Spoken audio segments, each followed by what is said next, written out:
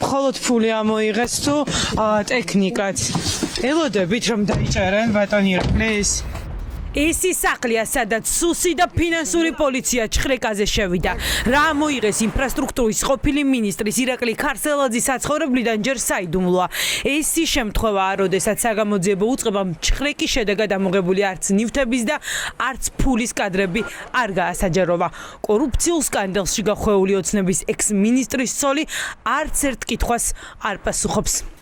Გვითხარით რა მოიღეს თუ ქონდა Iraklis ინფორმაცია მის მოადგილესთან დაკავშირებით დანაშაულში რომ იყო ჩართული სად არის ახლა ბატონი Irakli წაიყვანა გამოძიება რა იცით შეგიძლიათ გითხრათ ვინ ყავთ ადვოკატი რაზი აქვს ეჭვი გამოძიებას. ფინანსური პოლიცია ამტკიცებს, რომ 30 ბაღის ასაშენებელი ფულის მოპარვას ხელს სწორედ ქარსელაძის მოადგილე უწყობდა.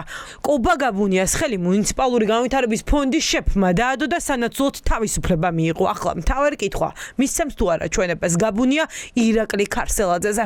უკაცრავად დაკავებულია ბატონი Irakli დაცვის სამსახურმა თქვა რომ წაიყვანეს როდის ნახეთ ბოლოს ბატონი Irakli წინა ვნახეთ ჩემს მენარო ის კი აქ იყო ხო ო სახში გუშინ წინ არ ჩატარებულა აქ საგამოძიებო მოქმედებები მე ვიყავი ყოველ მესამე დღესობას მენაში თქვენ რო იყავით მაშინ არ ყოფილან ესე იგი აქ საგამოძიებო უწყების თანამშრომლები ხო არა რა ბედიერის ქარსელაძეს აღმოჩნდება თუ არა ის გისოსებს მიღმა TV პირველს ჯერ კიდევ თვენახევრის წინ მოქმედმა მინისტრმა დაუდასტურა რომ ქარსელაძის მმართველობის პერიოდში არაერთი დარღვევა აღმოაჩინეს და საქმე გამოსაძიებლად ანტიკორუფციულ სააგენტოში გააგზავნეს პირველების ინფორმაციით ახლა იძიებენ ქარსელაძის ბიზნეს ინტერესებსაც რომელ საგზაო კომპანიაში რა ინტერესი ჰქონდა და რა წილი მიდიოდა კალაძემ არ გამორიცხა დღეს ქარსელაძის დაჭერა ევოდებით თუ არა ქარსელაძის დაკავებასაც.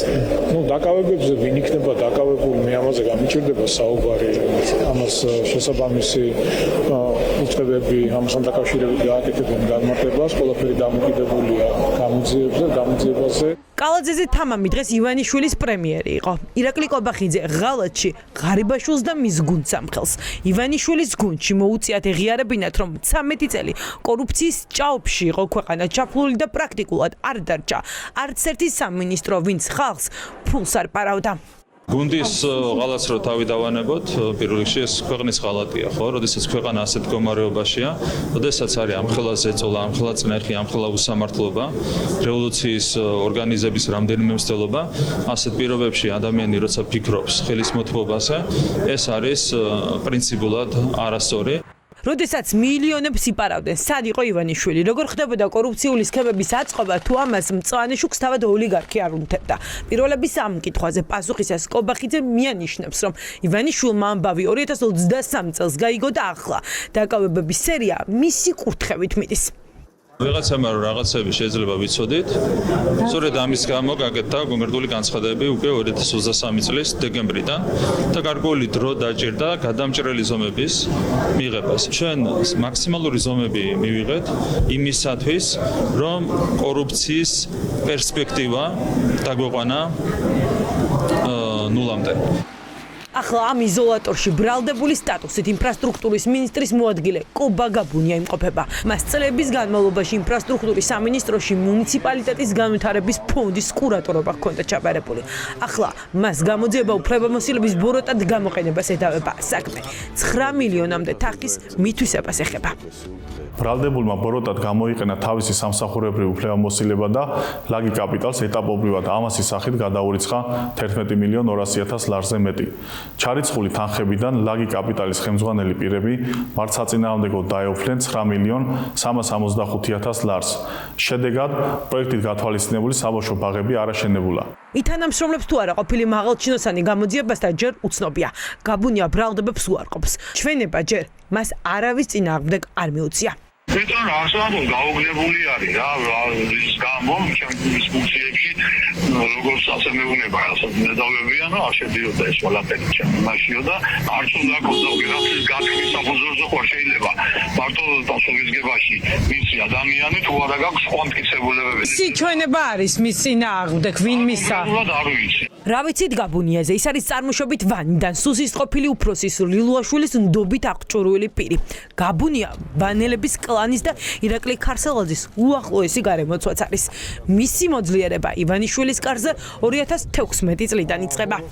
ჩვენ უნდა გვესმოდეს, რომ ირაკლი ქარსელაძე და გრიგოლ ლილუაშვილი ეს არის ერთი კლანი და ერთი ჯგუფი, რომელიც ძარცვავდა ხელისუფლებიდან დიდი ხნის განმავლობაში საქართველოს სამინისტროებს. გუშინ დაკავებული ყობა გაბუნია ერთის მხრივ იყო ირაკლი ქარსელაძის მოადგილე, როგორც გზების დეპარტამენტში, აგრეთვე სამინისტროში, ხოლო მეორეს მხრივ ის იყო გრიგოლ ლილუაშვილისა და მისი მოადგილის გიგა ნიკოლაიშვილის უახლოესი გარემოცვის წევრი.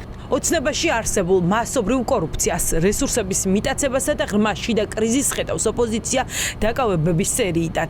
ოცნების პარლამენტის პირველი თავმჯდომარე დარწმუნებულია, რომ ახლა ივანიშვილის საჩვენებლად სჯის იმ ხალხს, ვინც ბევრი ფული მოპარა. ოცნებას ნაღმი აუფეთქდა ხელში. ნაღმი, რომელიც თავად შექმნა ძალიან კონკრეტული მიზნით, რომ ამითი უზრუნველეყო ერთგულება ადამიანების. დღეს მას დაჭირდა ადამიანები, რომლებიც მისი ერთგულნი არიან 100%-ით. ახლა დღეს ვინც არიან სათავეებში. ამ შიშების გამო ის ვიღაცებს აძლევდა საშუალებას მოეპარა კიდეც, წაეღო კიდეც, გაეფუჭებინა კიდეც, თუ მისი ლოიალური იქნებოდა.